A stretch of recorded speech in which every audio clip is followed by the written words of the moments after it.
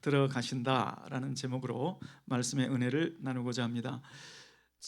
지금부터 한 30년쯤 전에 1990년 30년쯤 전에 제가 이제 군대 생활을 하고 있을 때였습니다.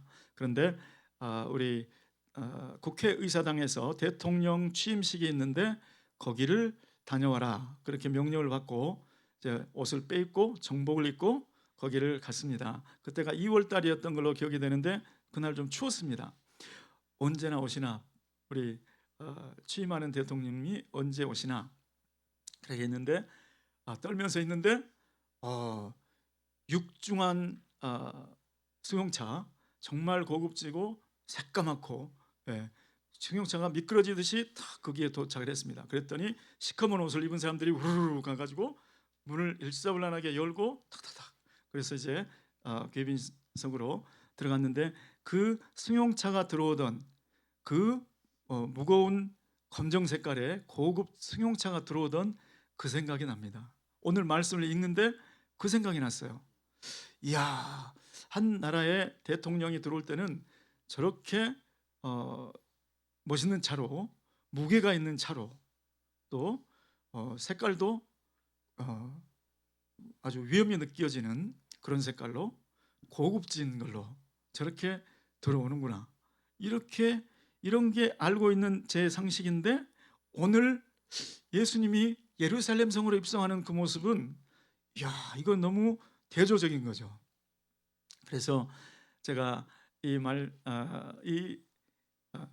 예수님의 예루살렘 입성 이거는 여기 말씀에 따르면 그는 겸손하여 나귀를 타셨다. 새끼 나귀를 타셨다. 이렇게 되어 있는데 여러분 당시의 문화를 보더라도 로마 제국에서 어떤 장군이 전쟁에서 이기고 개선 장군으로 귀환을 할 때는 로마 장군이 보통 타는 말의 색깔은 흰색, 승리를 상징하는 흰색. 그것도 한 마리를 타는 것이 아니고 네 마리가 이끄는 전차를 타고 진짜로 보란 듯이 그 승리의 환호를 하며 축하해주는 그 명예가 드러나는 그런 행사로 사용하는 것이 그게 보통이죠. 그때 문화가 그랬죠. 그런데 예수님은 유대인의 왕으로 들어오신다는데 예언의 말씀에 따르면 왕이 들어오신다는데 백마도 아니고 네 마리도 아니고 한 마리 백마 한 마리도 아니고 그냥 나귀, 그것도 사람이 한 번도 타본 적이 없는 새끼 나귀를 타고 들어오신다. 예수님은 유대인의 왕으로 들어오시는데 예수님이 유대인만의 왕입니까? 아니죠. 온 세계 열방의 왕이신데 또 온 우주의 왕의 왕, 왕중 왕, 주의 주가 되시는 분인데 그렇게 들어오신다. 너무나 대조적이지 않습니까?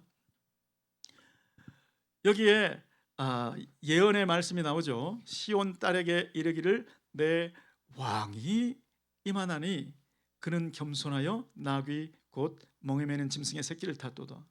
이게 정말 왕이 들어오는 행차인 줄을 우리가 어떻게 알 수가 있겠습니까? 지난 금요일 날 배웠죠? 금요일 날 밤에 오신 분들은 기억나시죠?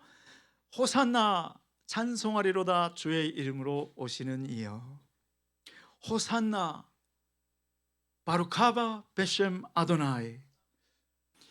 이 외침은 금요일 날 저녁에 이거는 시편에서 온 말씀이다. 시편 118편에서 온 말씀이다. 이 표현은 왕의 대관식에 쓰는 표현이다. 이걸 배웠지 않습니까? 그러니까 지금 예수님이 이 땅에 예루살렘에 들어오실 때 군중들이 환호한 소리쳐 부른 그 멘트가 바로 그 호산나 찬송하리로다 주의 이름으로 오시는 이여. 호산나 우리를 구원하소서 그런 뜻이죠. 당신은 우리를 구원하시기에 충분하신 분입니다. 우리가 그것을 인정합니다. 그리고 찬송하리로다 주의 이름으로 오시는 이여. 주님이 세우신 분이여. 그거를 인정하는, 주님이 세우신 왕이라는 것을 인정하고 환영하고 모셔드리는 그 환영의 말이, 축복의 말이 여기 있지 않습니까? 그러면 이것은 분명히 왕의 입성이 맞네. 왕의 입성이 맞아. 그런데 이상한 것은 왕의 입성이면 이날이 대관식이라는 뜻인데, 적어도 그날이 대관식이 아니라도 지금 이 행렬이 대관식에 들어가는 행렬이어야 하는데, 여러분 아시다시피 예수님이 예루살렘 성에 들어가시면 이제부터 일주일 동안은 고난주간, 그리고 6월절 그날에 6월절의 양으로 죽어지지 않습니까? 십자가에 못 박혀 죽으시지 않습니까? 그런데 이게 왜 대관식?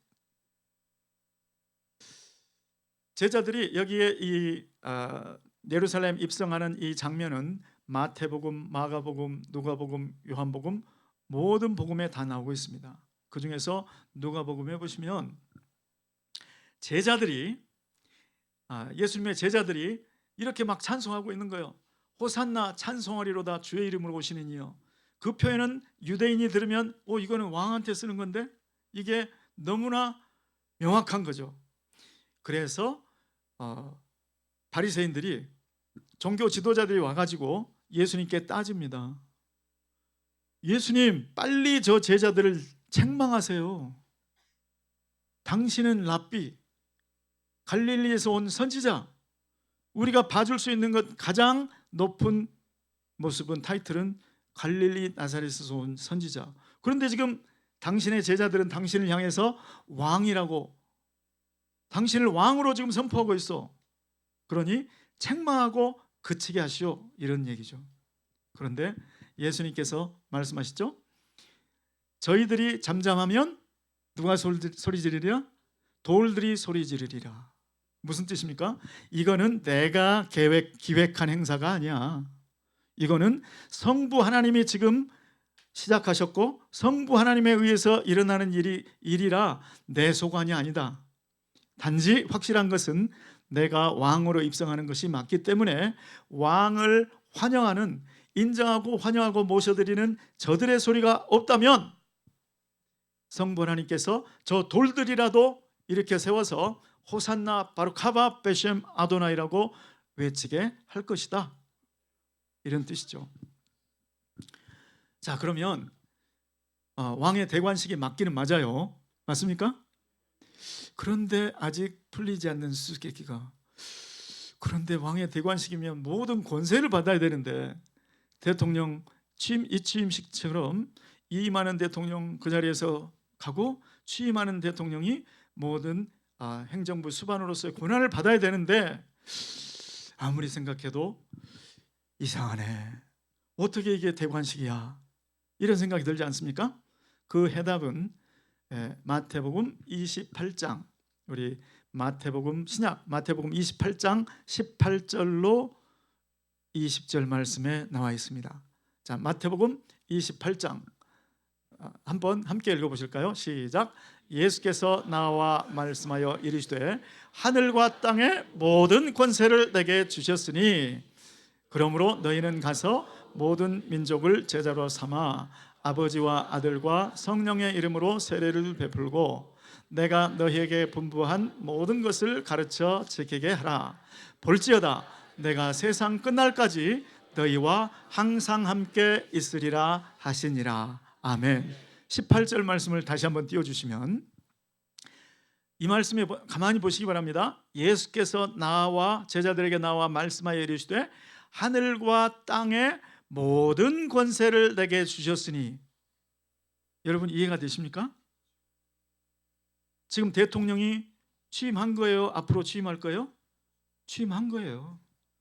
왕의 대관식이 이미 왕으로서 하늘과 땅의 모든 권세를 다 받으셨다는 거예요. 만일에 예수님께서 육신을 입고 이 땅에 오시기 전에 어느 한 시점에 그렇게 성부 하나님이 아예 모든 권세를 다 성자 하나님께 주셨다면 헬라어의 저런 시제가 쓰일 수가 없어요.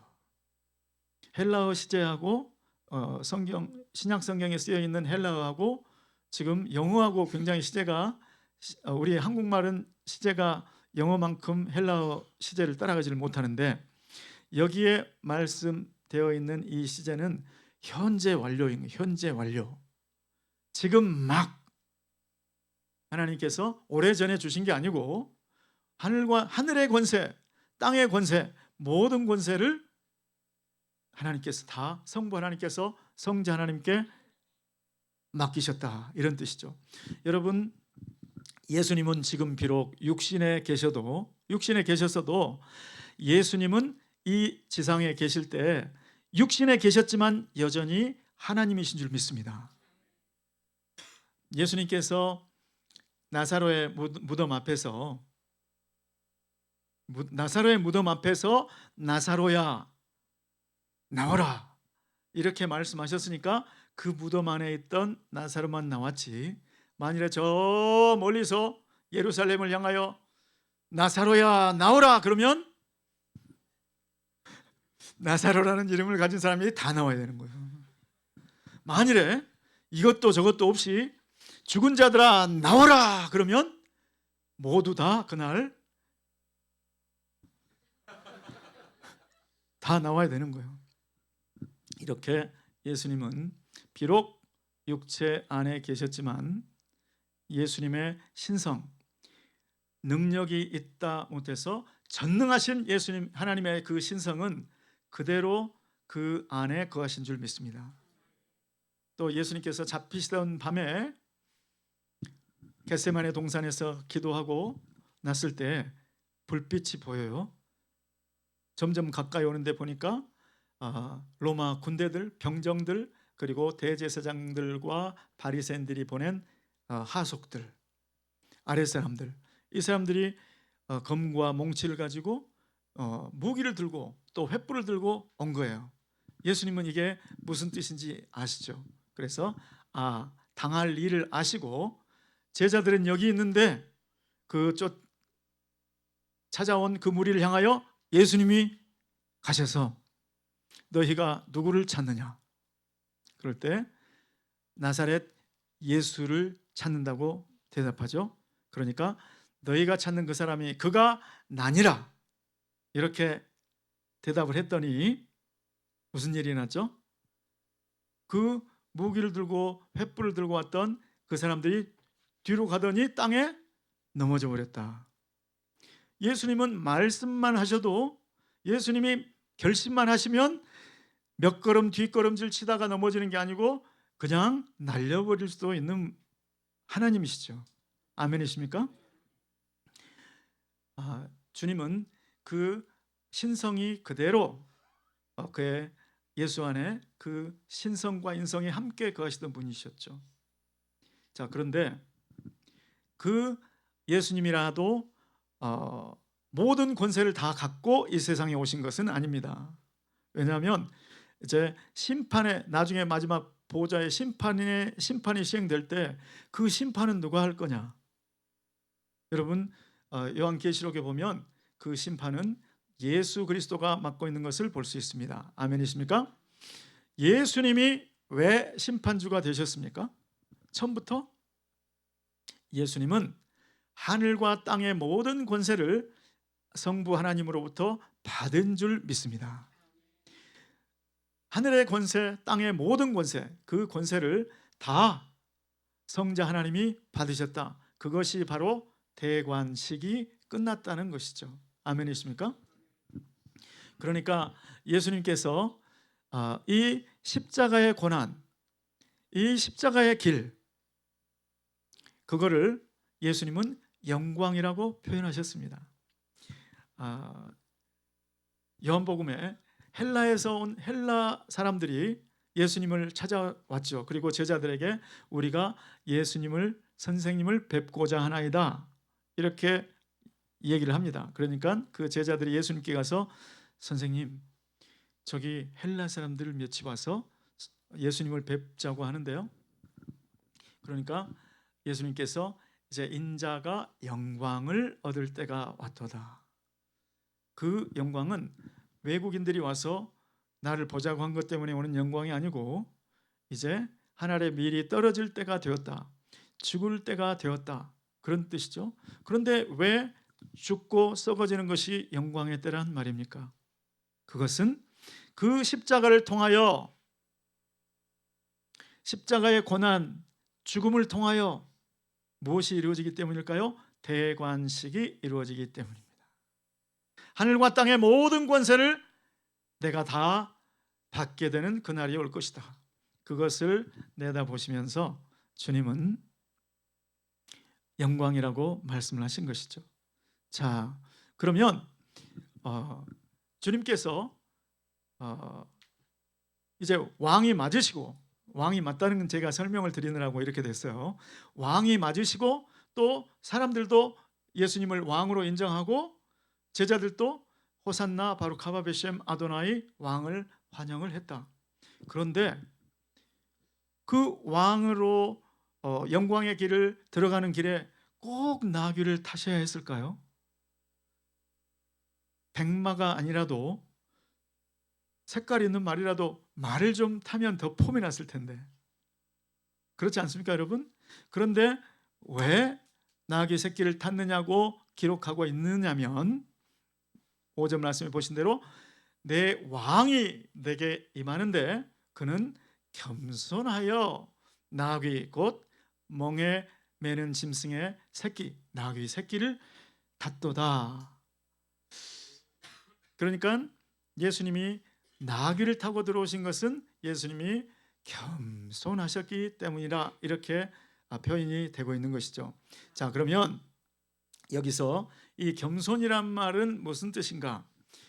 이 겸손이란 말이 헬라어 성경으로 보니까 프라우스 이렇게 적혀 있어요. 이 프라우스란 말은 실은 겸손이란 뜻이 아니에요. 신약 성경에서는 온유와 겸손을 다른 단어로 쓰고 있어요. 겸손이란 말은 굳이 타페이노스라는 말이 따로 있어요. 그런데 프라우스, 이거는 온유라는 뜻입니다. 온유, 영어로는 meek. 예수님이 온유하셨기 때문에 나귀, 그것도 새끼 나귀를 타셨다, 이렇게 적혀 있는 거예요. 사실 이것은 구약 성경의 스가랴서 9장 9절을 인용한 것이기 때문에 구약 성경 스가랴서 9장 9절을 보면 히브리어, 구약에는 히브리어죠. 히브리어로 보면 아나브라는 단어예요. 자, 그런데 이 말은 히브리어의 아나브는 온유와 겸손 사이를 왔다 갔다 하면서 둘 다 쓰일 수 있는 단어예요. 자, 그런데 이 히브리어 이 단어를 이제 헬라 말을 잘 아는 학자들이 그 히브리어 성경을 헬라어로 번역한 게 있죠. 그게 무슨 역이다? 70인역이다. 우리 GMI 성도님들의 수준을 네. 그 70인역에 이제 헬라 말을 잘 아니까 헬라 말에는 히브리어처럼 아나브라는 말로 그냥 두리뭉실하게 온유에도 쓰고 겸손에도 쓰고 그 문맥에 따라서 해석하도록 내버려 둔 게 아니고 헬라 말에는 구체적으로 두 개로 단어가 나뉘어져 있었다. 그런데 그 70인역, 그 구약에 박식하고 구약을 정통한 그 헬라 말을 잘 아는 학자들, 그들의 눈으로 보니 이거는 헬라어로 번역할 때 온유로 번역을 해야 맞다는 거예요. 그렇게 해서 온유라는 말로 번역이 됐습니다. 자, 그러면 목사님, 그렇게 겸손이라는 말과 온유라는 말이 그렇게 사이가 뭡니까? 왜 그걸 그렇게 설명을 굳이 하십니까? 여러분, 겸손이라는 말은 하나님께서 정해준 그 자리를 그냥 지키는 것이 겸손입니다. 그러니까 이 자리에 있어라 그러면 그 자리를 떠나지 아니하고 그보다 더 높아지려고도 하지 않고 그보다 비굴해지지도 않고 주님께서 정해주신 그 자리에 있는다. 그게 겸손인 거예요. 너는 사람이야. 그러면 하나님처럼 되려고 하지 않는 거, 그것이 겸손입니다. 내 상황이, 내 형편이 이러면 그 형편을 인정을 하고 수용을 하고 분에 넘치지 않는 거, 그게 겸손인 거죠. 자, 그런데 온유라는 말을 가장 잘 설명할 수 있는 말은 훈련된 말의 모습입니다. 자, 말은 여러분 마력은 우리 어떤 기계의 그 힘을 파워를 측정하기 위해서 이제 쓰지 않습니까? 100마력이다, 200마력이다. 그런데 말은 여러분 얼마나 튼튼합니까? 전속력으로 질주하는 걸 보면 진짜 먼지를 일으키면서 달려가는 말은 보기만 해도 시원스럽죠? 그런데 그 잘 달릴 수 있는 말이 지금 의전 행사를 한다. 자, 군대를 앞에 세워놓고 내가 그 앞에 간다. 자, 천천히 가. 그러면 그 말탄 주인의 그 움직임에 따라서 그렇게 빨리 갈 수 있는 말이 그렇게 천천히 가는 거죠. 그러니까 그 잘 달릴 수 있는 말이 서라고 하면 딱 서버리는 거예요. 그러니까 예수님이 온유하셨기 때문에 나귀 새끼를 탔다. 이 말은 무슨 뜻이냐면 예수님은 그 역량이 나귀 아니라 저 예루살렘 안에 있는 로마 병영 안에 있는 흰말 그거 끌어오셔서 사용하실 수 있죠. 한 마리도 아니고 4마리도 아니고 12마리도 얼마든지 불러다가 쓰실 수 있는 분이죠. 그렇게 할 수 있는데도 누군가의 뜻에 의해서 그렇게 하지 않은 것이 온유인 거예요. 그러니까 여러분, 그는 온유하셔서 나귀 새끼를 탔다고 스가랴 선지자가 예언을 할 때 예수님이 그때 온유해지셨을까요? 아니죠. 그보다 훨씬 전에 예수님의 온유가 드러났던 거죠. 단지 그 시점에서 스가랴에게 그 말씀이 임했기 때문에 그때 기록해 놓은 것뿐이죠. 그러면 언제 온유해지셨을까요? 여러분, 이 세상의 모든 역사는 그냥 하나님이 되는 대로 그냥 성부, 성자, 성령 세 분이 그냥 되는 대로 역사를 이렇게 운영하실까요? 먼저 뭐 하실까요? 계획하시겠죠. 구속사도 마찬가지. 아담과 하와가 범죄하고 하나님의 생명에서 떠나버렸을 때 예수 그리스도의 그 시점이든지 아니면 그보다 더 먼저 아담과 하와의 타락을 보시고 그 어느 시점에 아무튼 언젠가 계획을 하셨을 거예요. 성자 하나님이 육신을 입고 구원하러 내려가신다. 그런데 사역들을 다 마치고 이제 승천할 기약이 차가면 예루살렘에 가서 마지막 주간을 보내고 예루살렘 성 밖에서 죽임을 당할 것이다. 이런 계획들을 짜시는 거죠. 그런데 이제 그 일이 마치면 이제 대관식이 있을 거고 하늘과 땅의 모든 권세가 성자 하나님께로 다 옮겨질 것이다. 이런 걸 계획하는 거죠. 그런데 그 예루살렘에 굳이 왜 나귀를 타야 되느냐는 거죠. 이거를 예수님이 먼저 천상회의에서 미리 계획을 짤 때 예수님이 나는 누가 뭐라고 해도 나귀를 타고 들어가겠습니다. 이렇게 하는 게 온유인가요? 온유는 그런 게 아니라고 그랬잖아요.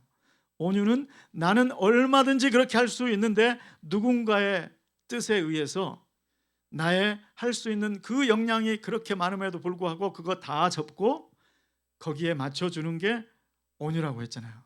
그러니까 나는 예수님께서 예루살렘 성에 들어가실 때 나귀를 탄 것이 예수님의 뜻이 성자 하나님의 뜻이 아니었다는 걸 알 수 있죠.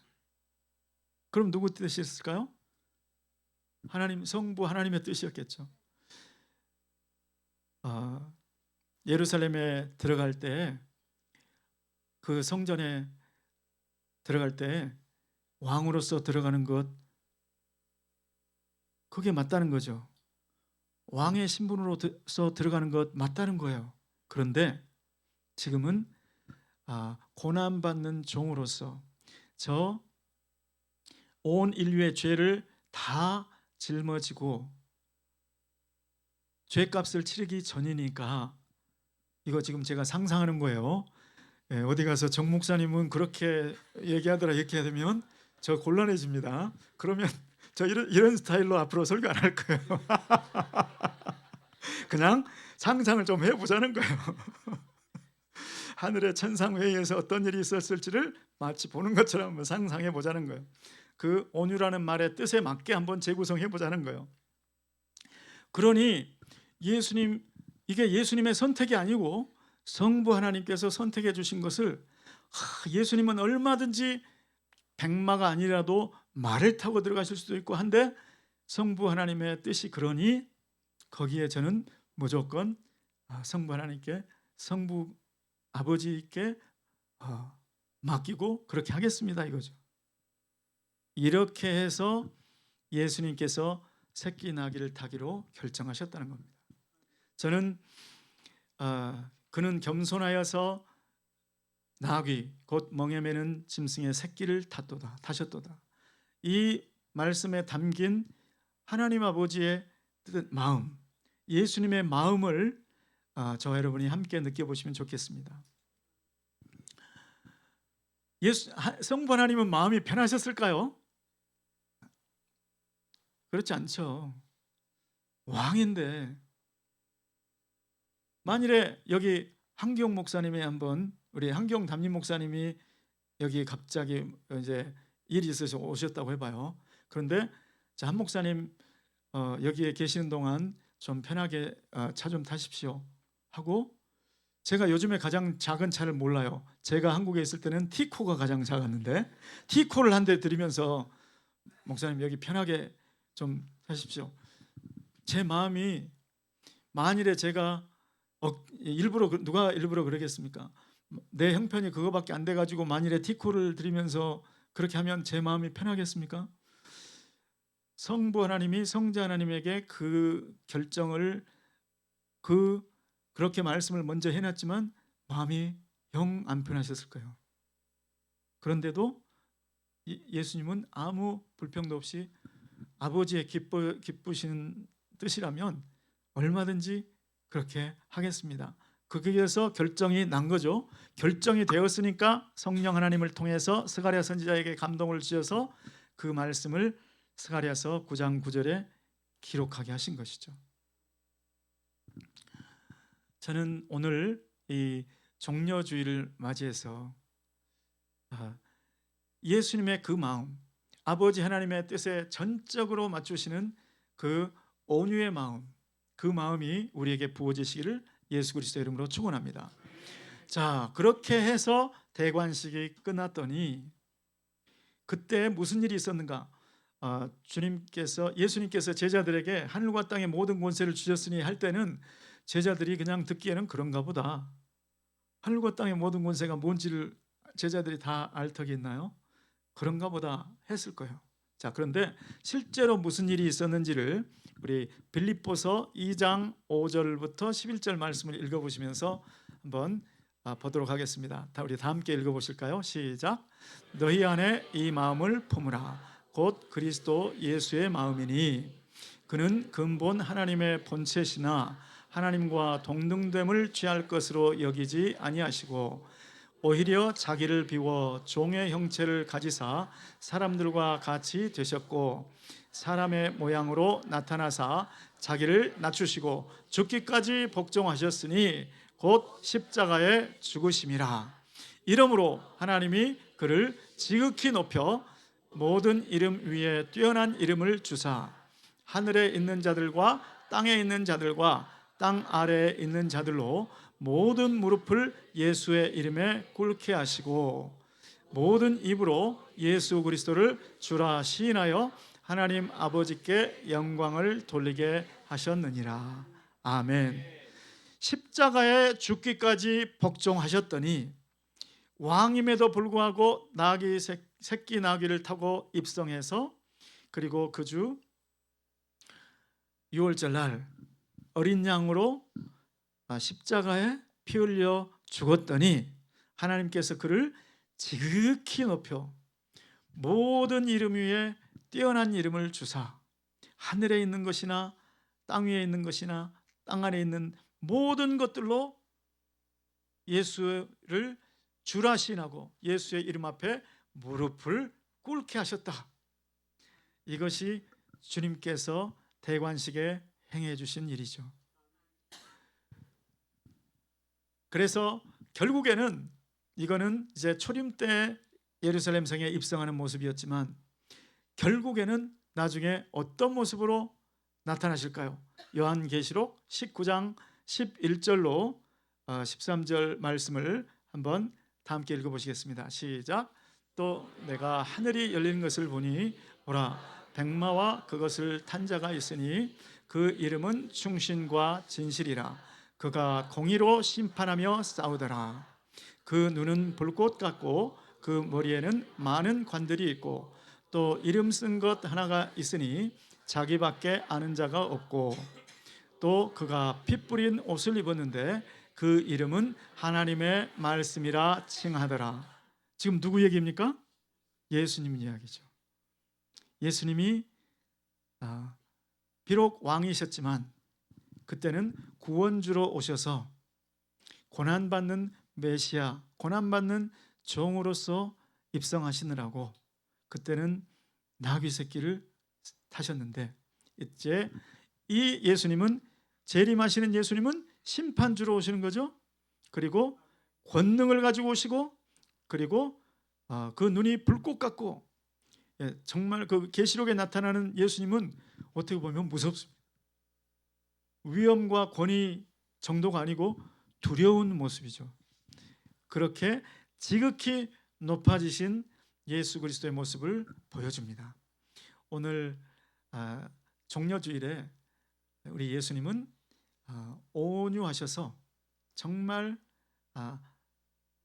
아버지께서 정해주신 그 새끼 나귀를 타고 들어오셨지만 그리고 고난을 당하셨지만 그 고난 너머에 하나님께서 지극히 높여주시는 영광이 기다리고 있었다는 것. 그래서 사도 바울은 우리의 현재 받는 환난에 경한 것이, 우리는 지금 환난 받고 있어서 힘들지만 실은 그 환난은 무엇에 비하면 가벼운 것이다. 장차 올 영광과 좋게 비교할 수 없도다.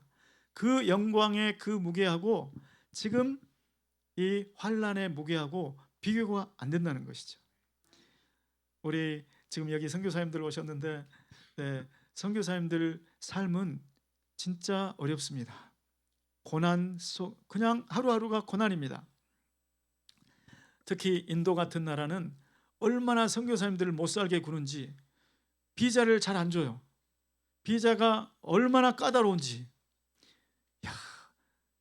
이 인도 대사관에서 지금 비자 받는 분들 제가 몇 개월 전에 뵀는데 얼마나 골탕을 먹이는지, 비자를 주겠다는 건지 말겠다는 건지, 우리나라에 지금 오라는 건지 여기서 지금 맞겠다는 건지 그렇게 어렵습니다.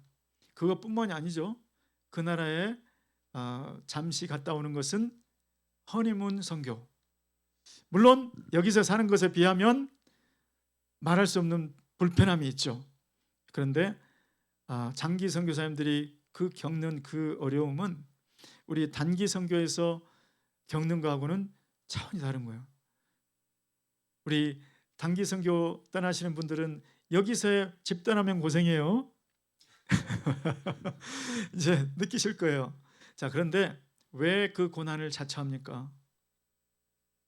현재 있는 우리에게 예수님 때문에, 복음 때문에 당하는 고난은 장차 복음 때문에 주님께서 보상해 줄 영광과 비교할 수 없기 때문인 줄 믿습니다.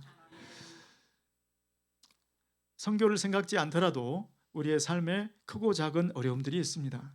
그런데 오늘 종려주의를 맞이하면서 이것이 하나님께서 허락하신 고난이라면, 하나님께서 허락하지 않는 고난이 있을까요? 우연히 다가오는 고난이 있을까요? 하나님께서는 전부 주도 면밀하게 의도를 가지고 정확히 때와 방법을 다 우리에게 개인별로 맞게 고난을 허락하시고 우리를 예수 그리스도의 형상으로 빚어내시는 줄 믿습니다. 그래서 오늘 우리 마음을 오늘 종려주의를 기점으로 나 얼마든지 내가 가진 재산으로 누리며 살 수 있어.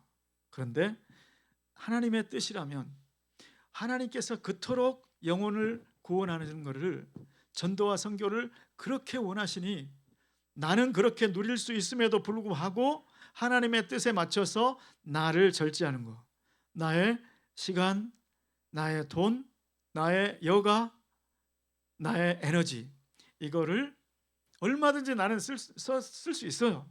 그런데 그것을 하나님의 뜻에 맞춰가는 것, 그것이 온유의 정신이고 그것이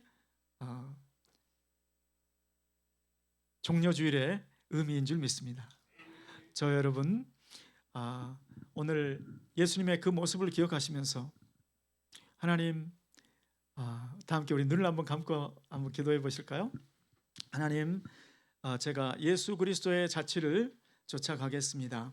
하나님, 그 자취를 쫓아서 하나님 앞에 온유한 모습으로 주님께서 정해주신 그 뜻에 저의 시간과 재능과 물질, 에너지, 이 모든 것을 사용하는 것을 주님의 뜻에 맞추겠습니다. 주님, 결단합니다. 주님, 일평생 그렇게 할 수 있도록 주님 도와주시옵소서. 다 함께 우리 주여 부르짖고 한번 기도하겠습니다. 주여, 주여, 주여. 고마우신 주님, 아버지